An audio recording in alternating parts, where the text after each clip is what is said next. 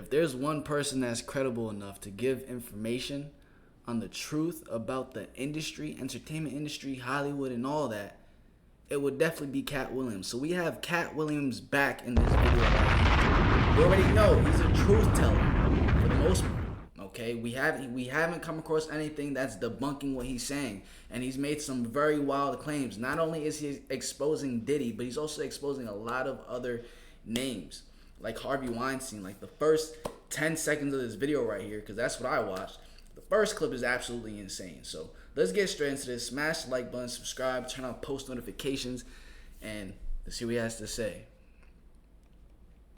They canceled me for talking about Harvey Weinstein before the thing came out, but he offered to suck my in front of all my people at my agents. What's going down with the industry, dog? And that's not AI. I'm gonna be honest, because I seen that clip. I'm like, nah, wait, hold up, whoa. He's exposing people like that. It's not even AI, because we know we have to be careful for that. It's full of a bunch of sucking, riding, bending over the desk. Like straight up. I realized that, you know what? This is God's country because I met the devil here. Because if I hadn't met the devil here, I wouldn't realize I was strong enough to overcome the obstacles that the devil would place in my path. DMX tried to warn us. DMX was speaking out against the industry a long time ago. Check this out. Just the wrong one in the industry and you will get hurt. I'm not an industry artist. I'm an artist in the industry. So I do what the f I want because nobody can finish me. That's the least. The industry wants it, dead or alive, new artists to sell their souls and where they survive. The industry don't give a f about you, but the industry could make a dime without you. So, turns out DMX was trying to warn us about Diddy for years, and while most folks just brushed it off, one person who was actually paying attention was Katt Williams. See, Katt's been through the same type of thing as X: blackballed, arrested, painted as crazy, all because he wouldn't stay quiet. And both Katt and X talked a lot about how the industry really works behind the scenes, and how if you don't play along, they come for you. And now, Katt is starting to say the quiet part out loud. He's putting the pieces together. He knows DMX wasn't just struggling with addiction, he was struggling with a system, and he saw Diddy as part of that system. But what exactly did DMX witness that made him turn his back on the industry? And what was the moment that made him realize Diddy was working for that other side? Let's get into it. He did all of that. I'm thinking I'm the only black person on the script. I get there, it's 3 other black guys on there. Woo. Huh. So you wonder what they did to get I told him no. What y'all do? they got this new breed of rapper that's paying DJs to play they right. And, you know what I'm saying? They sucking the record label executive dicks and it's like they did. So now that Diddy's finally facing justice for things DMX was exposing him too, bruh. Way darker than most of us could ever imagine, many whistleblowers who were once brushed off for trying to tell us about Diddy are now being vindicated, and that includes Katt Williams and DMX. For years, they were out here telling the truth about the industry, warning us about the power players behind the scenes, and calling out the manipulation, exploitation, degenerate pirates, rituals, and everything in between. But nobody wanted to hear it back then. They were dismissed as crazy, bitter, washed up. People laughed them off, saying they were paranoid or high on substances.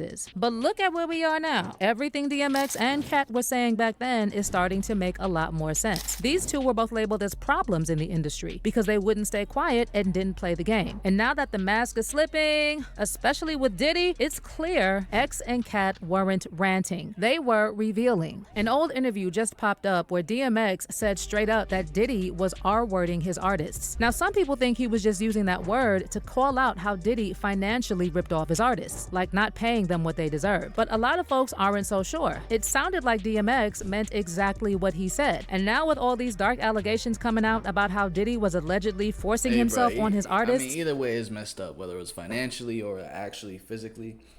From what we know now, it probably was both, honestly, at this point. It's starting to look like X might have been telling us the truth all along. Like, damn. I'm glad I didn't, And this isn't the only thing that DMX talked about. He also talked about how there were people in the industry that basically wanted to take you out to dinner and stuff to get a hold of your music. And you cannot tell me that DMX was not talking about Diddy, because the first thing that I thought of is when 50 Cent said that Diddy asked to take him shopping. And then in another interview, DMX said that Diddy originally passed on signing him to Bad Boy because he didn't think X was marketable. But the second Diddy saw the kind of deal Def Jam was offering him, suddenly he he switched up and started begging DMX to stay. According to Vibe magazine, DMX said, Puff was like, I'll lace your pockets. I'll double what they gave you and lace your pockets. But DMX had a bad feeling about Diddy. And allegedly, it's because he had already heard some rumors about what was really going on behind closed doors at Bad Boy Records. Now sure, maybe when DMX used the R word, he was just talking about Diddy stealing from Biggie and other artists. But with all the disturbing stuff coming out late, we seen a video of Diddy and Biggie,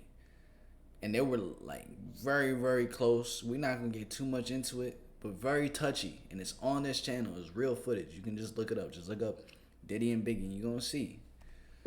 who knows? Maybe he meant exactly what he said, and it doesn't stop there. DMX also hinted that some rappers in Diddy's circle were literally doing whatever it took to get signed, even if that meant bending over for a deal. And one name that came up is Ja Rule. DMX and Ja had serious beef back in the day, and at one point, X claimed he knew Ja was messing with his male stylist. Certain subjects you gonna touch on this, or just like you just going at him? About him being a homo, you know he be too, right? No. Nigga, I was styling his clothes. I got the inside information, man. Nigga, I was styling his clothes for Who the hell is this nigga? Who is this guy? one of them shows. Got him ecstasy on one night and him. No, dog. Yeah, Ja Rule is niggas. I'm telling you, dog. Oh my mama. Told me that himself. He said, yeah, I was with Ja, you know what I'm saying? And you know, he was all ecstasy up, so he. What? Whoa. What? It is crazy. Yeah, man.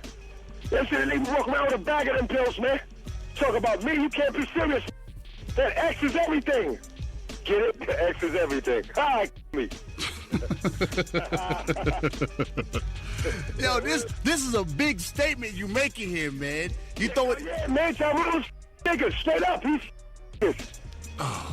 This is. out there that wants to give your man Ja Rule some X, and he'll you. Around that same time, DMX also started calling out other rappers who were playing along with the industry's twisted games and doing shady things for label executives just to get their music played on the radio. Now, you got issues with the industry. What's going down with the industry, dog? The industry is full of a bunch of sucking, riding, bending over the desk, straight up like that. Whoever don't like it, bring it. Bring it. I don't give a. Yo. Bring it. They got this new breed of rapper that's paying DJs to play their shit. Right. And, you know what I'm saying? They sucking the record label executives. It's like there's too much of that going on. Right. You know what I'm saying? Let me be me. Let me be the artist that I am and just play.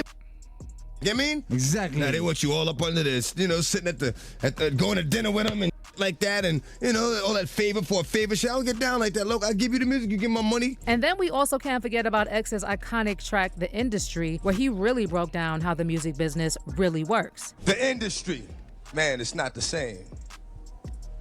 Doesn't have to do with talent, it's about playing the game. The industry, real is dying to get in. The industry, just to find they don't fit in. The industry ain't what it used to be. The industry's trying to control the way you MC. They want you to dress like this and talk like that. But I'm going dress like this and talk with the bat. The industry got your word meaning nothing. The industry, what you heard, because he's bluffing. The industry, money, hate, but I dare you to try to take a thing off my plate if you ain't got a strong mind. The industry will break you down, it's a matter of time. The industry, vultures with nothing to feast on. See me, I'm getting my beast on. The industry, stay in the dirt, play in the dirt, test the wrong one in the industry and you will get hurt. I'm not an industry artist, I'm an artist in the industry. Industry, wanted, dead or alive, new artists to sell their souls in the way they survive. The industry don't give a about you. But the industry couldn't make a dime without you. Fast forward to 2025, and X's words are more relevant than ever. And it's wild how a lot of what DMX was saying 20 years ago is actually coming true now. He was one of the first to call out how some artists might be selling out or compromising themselves just to get fame and money. And we're watching that happen in real time. But just like Katt Williams, DMX got slammed by the media non-stop. They made him out to be unstable, addicted, violent, and there was a troubled rapper story about him every few months. Even when X sadly passed in April 2021, the New York Times still had to disrespect him in his death with the report titled DMX, top selling but troubled rapper dies at 50. And yes, that's insane. That's a wild title, bro. DMX definitely had his share of run-ins with the law. Stuff like substance and weapons possession, reckless driving, and probation violations. But here's the thing. Even with all that, DMX was never accused of anything like messing with young girls or SA. There are 0 public accusations of DMX being involved in any type of predatory behavior. And that's something that separates him from many, if not most, rappers in the industry. Meanwhile, people like Diddy and some of the other moguls around him are rumored to have done way worse things behind closed doors. And yet, they kept winning awards, building empires, and being celebrated as icons of black excellence. DMX was publicly torn apart for his problems, while Diddy stayed protected by the very system he helped build. And this isn't just unfair, it's a tactic. They silence the ones who speak out and protect the ones who keep the dirty secrets. DMX refused to be controlled. And just like Katt Williams, he paid a heavy price for it. Katt also had many run-ins with the law over the years. And even after he got famous, he kept getting arrested for random things. One of the earliest incidents was back in 2009 in a Walmart parking lot in Georgia. The cops showed up, took some of his guns, but never actually charged him with anything. Later, Katt said the whole thing was just a straight-up witch hunt against him. He said he was just minding his own business when suddenly a group of armed men surrounded him out of nowhere. Katt told Vibe, one of them has a holster and a pocket full of bullets and a pistol. So I tell them, let's step outside. Once they get me outside, and there's 6 of them and 1 of me, then all of a sudden, they call in the sheriff to tell the sheriff I got guns and I'm the problem? This is a witch hunt. It's getting to the point where I feel like I'm being persecuted because this don't make no sense. But that was just the beginning. Shortly after the Georgia situation, Katt started getting arrested over and over again. But the worst incident took place in December 2012 when Nah, he's smiling like that jail is his home. Arrested over and over again. But the worst incident took place in December 2012 when cops accused Katt of putting his kids in danger after they found guns and weed in his house. But those charges were dropped later, and Katt said it was all just a setup and another move to try and take him down. Did want to ask, the cops, allegedly found some. Yeah, they always find. I never leave without. I'm on the middle of an interview, sir. Sorry about. They found drugs now. That's what it was reported. Sir, you can look at my paperwork. There was no. Weed is not a. Yeah. I mean, do you think that's safe for kids to be around guns and stuff like that? I mean, I'm just curious. How do you keep this kid safe without? They were in a lockbox that the police broke. Oh, okay, yeah. I'm saying if the police come in and raid my place and break into my gun boxes, you're gonna find guns. But these aren't. Well, I'm not in a gang. What difference does it make? Now, you were actually stopped for this and let go because you have a license for it. No, right? This is their 9th time coming to my house. The problem was this time they came to my office and took my kids from an office, not from my house, from an office. So now when I can't have my kids at my office, that's an issue. I must be the most terrible black dude. Because here's the whole thing. You gonna charge me with child endangerment? After I adopted 7 children and had them for 14 years in this state? Really? You coming after my kids now? Because it was already a witch hunt. Now you want my babies? Yikes. Finish up, man. Do you have any resolutions or something you might do different next year? Yeah, I'm gonna be white next time. In my next life, I'm Caucasian. Yeah, that definitely sounds deeper than just the situation. Like when you're getting attacked like that, if it comes to the feds. Now, we know the Tory Lanez situation. A lot of people are iffy about it, but a lot of people are also saying that it's a setup. And a lot of times, like, when you talk out against the industry, they will do things like this just to make your life, like, inconvenient. And I ain't taking no for an answer. Let me explain something to you. I know it's people doing poorly in this country. Yeah. And they shot Trayvon Martin dead for looking kind of like I look. Yeah. Martin Luther King and Malcolm X ended up dead for telling the truth. So as a comedian, I don't think it won't happen to me. I think they've thrown me in jail 36 times in 36 months, and I think you've never seen me in a court of law. That means they're effing with me. And today, they crossed the line, because now they took my babies. All right, man. Well, Katt, we wish you luck, man. And luck is unnecessary. Thank you. Have a good night. Thank you, brother. But that wasn't the end of it either. In 2014, Katt was arrested with Suge Knight for grabbing a paparazzi's camera. Now, the media tried to make it look like they were just randomly attacking the paparazzi, but Katt later said the truth was different. One of the paparazzi was actually trying to film Suge Knight's 5-year-old son. I saw where you and Suge got arrested. right? You and Suge got arrested. Is that true? Allegedly. Allegedly. Yeah. Allegedly. Okay. Like, and What were we doing? allegedly it had something to do with like some type of photography, a camera or something like that. I'm not sure. I'm just sure. I'm just saying this is what I read. Well, I'll tell you the story, Yeah, and okay. you tell Tell me me the story. then does that change how you frame this? Okay. So, we have a meeting with a hologram company, which is going to go into a licensing deal on some holograms. This is in Beverly Hills. So now there's a rodeo, and behind that is an alleyway where you park your vehicles. That's where we are. Suge has brought his son with him who's 5 years old. And before we go into this meeting, Suge's son runs behind the dumpster and urinates. And a lady films his penis out, peeing behind the dumpster. And then says, oh, I thought that was Katt's kid. So yeah, that's what happened. See, man, this is So why understand, we were facing 20 years, Yeah. Suge and I. 20 years for that. And if it wasn't for that's the fact insane. that this is That's Beverly wild. Hills and it's all on camera, they had no problem sending us up the river when we couldn't have possibly done what was being said. That lady said that she got jumped on by me. And while Suge Knight was dealing with all those Bro, arrests, just the fact that you have to face it, you know what I'm saying, that you have to fight it and know there's a possibility, you know, to go take 20 years for a situation like, I wasn't there, but if it's the situation that he said it was, that's just sad.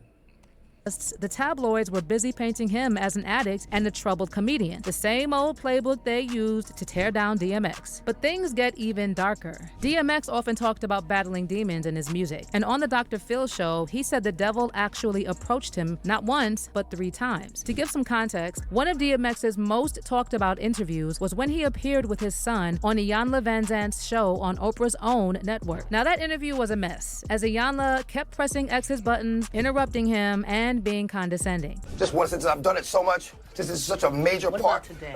Please shut the man.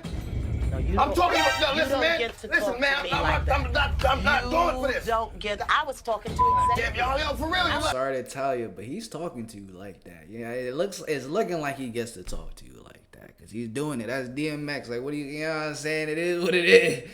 You know what I'm saying? He's talking to you like that. It seems like he is definitely talking to you like that.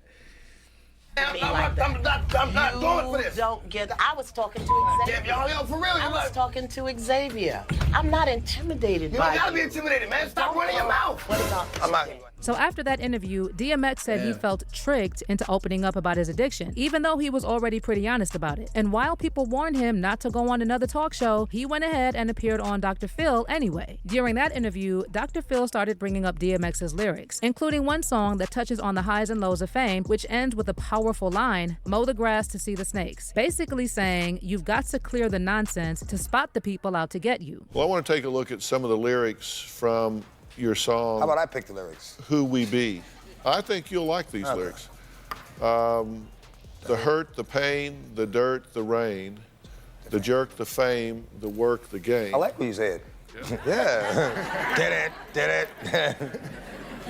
The friends, the foes, the bins, the hoes, these studios, the shows. Why don't you just read it? I like the way shows, it comes and it goes. The jealousy, the envy, the phony, the friendly, the one that gave him the slugs, the one that put him in me, the snakes, the grass, too long to see. The lawnmower sitting right next to the tree. It's right there, just mow that grass and you'll see the snakes. Yeah. Dr. Phil then shifted the conversation to DMX's more spiritual side, pointing out his song, Lord Give Me a Sign. X then delivered the lyrics with raw emotion and talked about how all of his albums have some kind of prayer or talk with God. You've had, I guess I would call it a gospel song, or certainly Gospel song and a conversation with the Lord on every album. On Yes. every Since the beginning. album. Lord, Give Me a Sign. I pulled some of those lyrics out. Tell me what these lyrics are and what they mean. It's a conversation with the Lord. I really need to talk to you, Lord. Since the last time we talked, the walk has been hard, Now, I know you haven't left me, but I feel like I'm alone. I'm a big boy now, but I'm still not grown. I'm still going through it, pain and the hurt, soaking up trouble like rain in the dirt. And I know only I can stop the pain with just a mention of my Savior's name. In the name of Jesus, devil, I rebuke you for what I go through and trying to make me do what I used to, but all that stops right here. As long as the Lord's in my life, I will have no fear. I will know no pain from the light to the dark. I will know no shame, spit it right from the heart, because it's right from the start that you held me down and ain't nothing they can tell me now. Lord, give me a sign. But then Dr. Phil also brought up how DMX mentioned having 3 encounters with the devil. And when asked what... See, now those are lyrics, bro. You know, like those are solid, heartfelt lyrics from the soul. We barely get that shit nowadays. I'm gonna be honest with you, bro. Like, what's the last song that came out that was like heartfelt lyrics from the soul? I know there's somebody who love. Come on, you think so? I feel like that's, I don't know. That's just real shit. It's real shit. Dr. Phil also brought up how DMX mentioned having 3 encounters with the devil. And when asked why, X explained that to understand what's really going on, you have to see both sides. And he said he knew that it was the devil each time based on what was being offered. You've had a song on every album, a conversation with God. Yes. You've had... And a prayer. And a prayer. And I think you've had... 3 conversations with the devil. 3 conversations with the devil. Why with the devil? Well, to make a fair decision, I think you have to be aware of both sides. And I was approached, so of course I had a conversation. It doesn't mean I rode with him or believed him. I just was able to recognize him by what he said to me and what he offered me. I said, oh, now I know who you are. That's why I stopped talking to him. I put out 7 albums, but he's only on 3. And this wasn't the first time DMX talked like this. Back in 2009, during a jail interview, he told a reporter that he believed the devil lives in Arizona. He said he used to love the sunrises there. But everything changed after what he described as an encounter with evil. And while X didn't name names, he made it clear he'd never go back to Arizona after what happened. You let me know. I first came to Arizona, man, and I remember one day coming from the studio at 6 o'clock in the morning and pulling over on the highway. Be like 4 cars, you know, just to watch the sunrise. And it was at that point that I fell in love with Arizona. I said, you know what, this has to be God's country. You know, because I'd never seen anything as beautiful as that sunrise. Then I met the devil in God's country. You know, and it's not so much who, it's what, you know, what happens and the things that the devil does. It's not so much a person, even though he acts through people. You know, you can't call one person the devil. Joe Arpaio? You know, you can't call any one person the devil. You can't do that because no one person has enough power to be the devil. You know, and you know, it's through all these hardships that I realized that, you know what, this is God's country because I met the devil here. Because if I hadn't met the devil here, I wouldn't realize I was strong enough to overcome the obstacles that the devil would place in my path. And it's by overcoming these obstacles that I realized that this is God's country. Because he helped me get over these obstacles. He helped me get over these hurdles. Okay, so but when you're done here, when you're out of here, I'm not looking back. You're not coming back? No, I'm not coming back. I'm not coming back for a show. I'm not coming back for a visit. I'm not even driving through the states. Man said, I know the devil when I see him. And the devil was here. I'm not coming back, ever. And he seemed dead ass serious, too. Never coming back to Arizona. If I'm in a plane and they're gonna fly over it, I'm gonna go around. Now, there's been a lot of speculation over the years about what exactly DMX meant when he said he met the devil in Arizona. Some speculate that he was talking about encountering the industry's evil behind the scenes, since Arizona has long been known as a low-key spot for retreats. Man, I personally just think, like, whoever he was dealing with, you can see it in the eyes, what they're saying, how they're looking. Like, you could just, I guess it's more of a spiritual thing. It's an energy that's going on. And the person might have just said some things that just completely aligned with the devil, and everything just clicked. I'm like, oh snap, that's the devil within that person. You feel what I'm saying? Like, this person is being used as a vessel for the devil instead of God. Private events, and rehab centers. So it's very possible that DMX had an experience there, maybe with label executives, lawyers, handlers, or even fellow artists that felt spiritually corrupt or manipulative. For a man like X, who viewed life in terms of spiritual warfare, those types of encounters could absolutely register as a meeting with the devil. Who knows? He could have been offered a major deal, contract, or favor in exchange for compromising himself or his beliefs. And this would track with his broader narrative that the industry constantly tried to control or own him him, but he resisted. And this also lines up with what Katt Williams said in that viral Club Shay Shay interview. How at some point, you've got to choose a side. It's either God's side or the other one. These people are not powerful. Satan can't create anything. That includes blessings for his people. That's why, you know what the #1 job of somebody that sold their soul in Hollywood is? What? Is to act like it didn't happen. The black dude, race is not where the line is drawn. It's God's side and the other side. And we don't care nothing about the other side. So when DMX talked about meeting the devil in Arizona, maybe it was a spiritual message. Bro, I don't think... Let me let the rest of the Maybe it was code for a powerful figure, or maybe it was him reliving a dark, life-changing moment. Either way, it's clear something serious went down. And like a lot of things X said, people didn't catch the truth until way later. But now I want to hear what... Bro, Shay was not ready for what Katt Williams was about to say on that podcast. There's no way in the world, bro. Because if he knew what Katt Williams was about to say, he most likely would have told him, like, yo, bro, chill. You don't got to say all that. But he went on that podcast and he started exposing a whole lot and being truthful about it, because that's what it is at the end of the day. It's literally just, you got good and evil, God and the devil, and that's how it works. So, like, when you think about racism, to get deeper, is really just it's a broader evil controlling a person's mind to really believe that they're superior because of a race, rather than thinking about it from God's side and saying that everyone was made in the image of God, and everyone has their own like beauty and unique look from being God's creation. So there's literally two sides of how to look at it. Oh man, someone calling my phone, but that's how it is, bro. But comment down below what y'all think about Katt Williams and DMX. DMX was a real truth speaker, and he didn't get the acknowledgement that he needed, that he deserved for speaking the truth during his time. He ain't, because no one was talking about it. But now that we have like the internet as like a real viral thing, Katt Williams, more podcasts like that are gonna continuously go viral. I'm waiting for Katt Williams to come back out, bro. Comment down below Katt Williams to have Katt Williams make another podcast for us. But I hope you guys did enjoy this video. Smash the like button, subscribe, turn on post notifications. I'm gonna catch you guys in the next one. Peace.